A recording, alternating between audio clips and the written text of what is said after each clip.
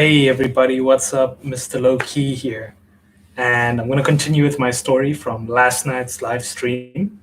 And just to give you a recap of what happened was they had been a lady I was pursuing, and wow, she was beautiful. And she knew it. And she knew the power she held over people. And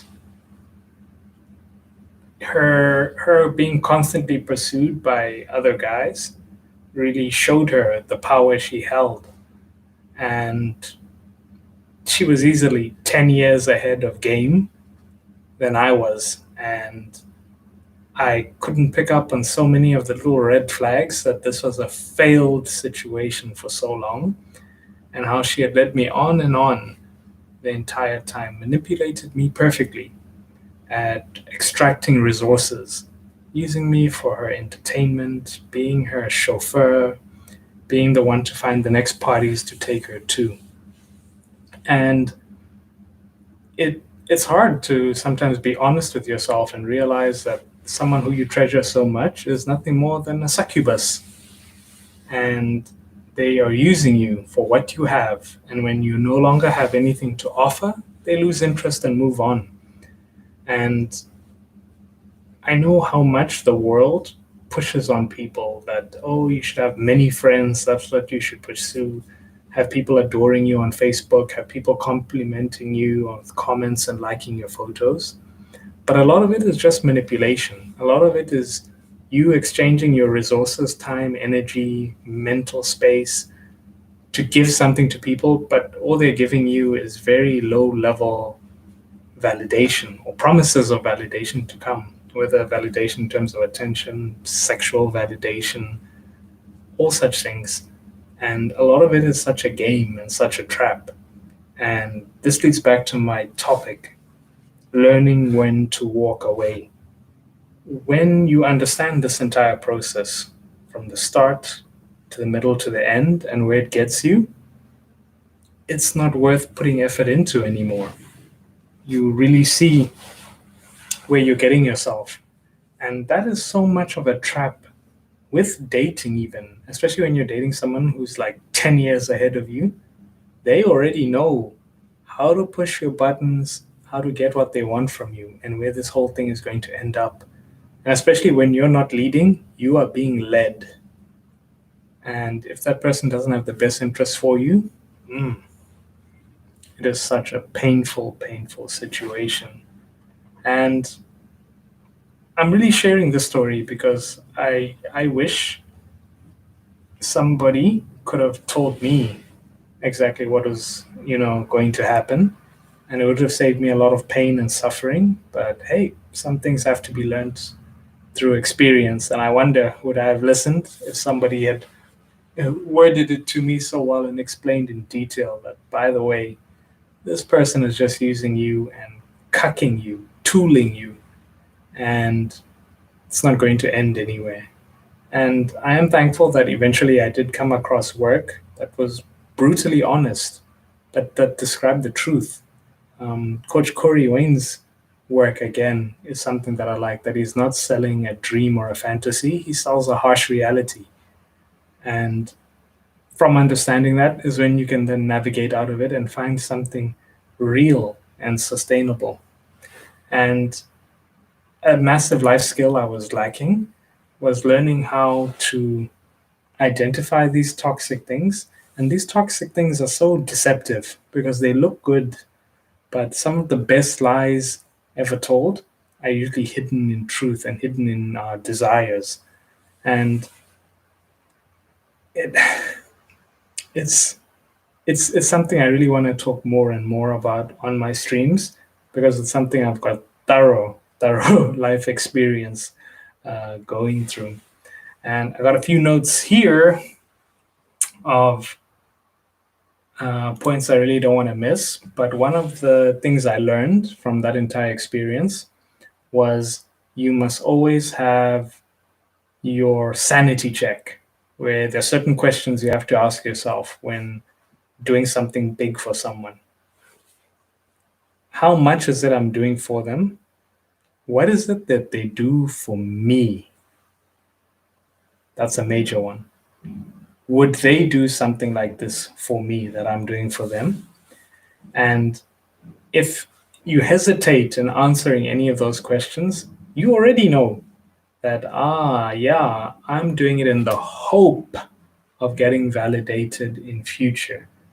Like, imagine if you went to the Apple store and you gave them money for an iPhone, and I'm an Android guy, but I'm just using this example for the hope of getting an iPhone. It sounds ridiculous. So, why is it we give people so much effort in the hope of them wanting, of them one day loving us back? And when that clicked, and I started to see normal relationships where people loved each other mutually and it didn't require a massive effort. And then I really started to see the lies we tell ourselves and how easily we're manipulated and the massive part we play in allowing ourselves to be manipulated.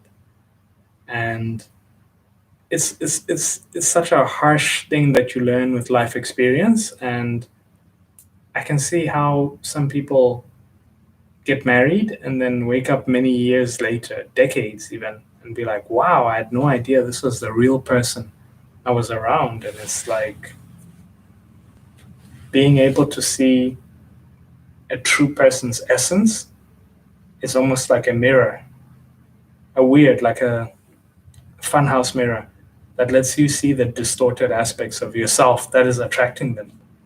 And you're like, I see the state of my life and my own naivete was what was allowing me to get in situations like this. And I remember this particular story so well of how this girl I was pursuing used me as her chauffeur and her, her butler because it happened again, then again, then again. And I almost felt like, am I walking around with a sign on my forehead saying, I'm here to simp? And then as I thought about it more and more and read more of this work, I realized actually, yes, I was. There were so many little tests people do to see how far they can take you for a ride. And now I've kind of seen how you really need to lead, lead an interaction and be able to walk away. Sometimes fear of walking away makes you stay in a very bad situation for too long. And deep down, you thinking you need a person is your own lacking in your life projecting outward. You can live a fulfilled life on your own. You can find your own entertainment, find your own health, find your own growth, find your own joy.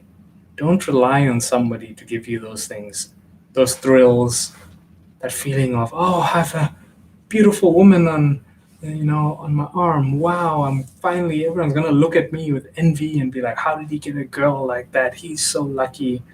Mm-mm, mm-mm. That is the massive trap. You need to be fulfilled and content with yourself and have a mental peace so incredible that you treasure it and you protect it from toxic people, whether toxic women you love, toxic family members, toxic friends. Find your mental peace is the true treasure in life. And this particular girl deceptively used to pump me up, but then she would drop me down when she got what she wanted. And I realized at the end of the day, it wasn't even worth it. Protecting your mental peace and being in a good mind state. I remember after that night, I tried to kiss her, and just the look in her eyes when I pecked her, it looked like disgust. Like she's like, "Oh wow, I'm really not into this guy." And inside, I felt like if I try harder, I can make her like me. Maybe I'll say the right thing. Maybe I'll dance with her. Maybe she might change her mind. I can turn the situation around. No, there's no turning around bad situations like this. The more effort you do, you're like in quicksand. The more that you do, the worse it gets. You need to, as Patrice O'Neill said, pack your things and just leave. Throw the game. Nope, I'm not playing. If the only option is for me to lose, forfeit, leave, cancel. Turn the PlayStation off. I'm done. And the sooner you do that, the more resources and mental space you save. And it's like, no. And I'd constantly been allowing myself to be used again and again and again. And I realized when someone's genuinely into you, you don't have to do any of that. Incredible. Once I learned that, so much BS was avoided. And I remember that night so well.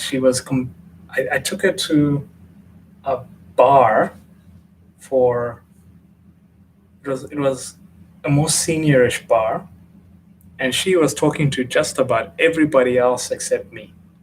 She would flirt a little bit with me and then flirt way more with any other guy that was there. And I was so shocked at the disrespect. And I didn't know how to say it. I was like, oh no, you're free to do what you want, no pressure. Nope. And anytime I tried to stand up for myself, she would make such a scene that people thought I was abusing her. And they'd come and ask, sorry guys, is there a problem here? And that's a dangerous situation, actually. Imagine losing your life over a BS situation like that, you know? And it really clicked, like, why am I putting myself through this crap? And why am I putting myself through this? And I realized those desires and broken aspects in yourself that lacking, it's not worth it. Embrace being alone.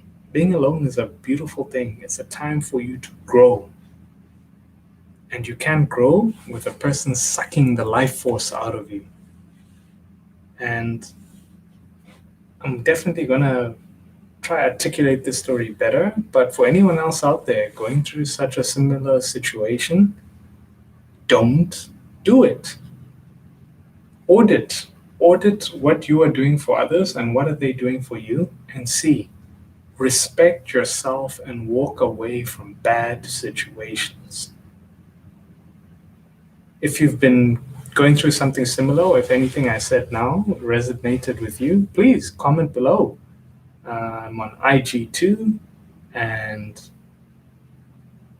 check out some of my other content. I've got YouTube shorts coming up. I'm going to be talking more about fashion, how to style a look, a low-key look, and I'm all about self-growth, positive mindset, and, building yourself up.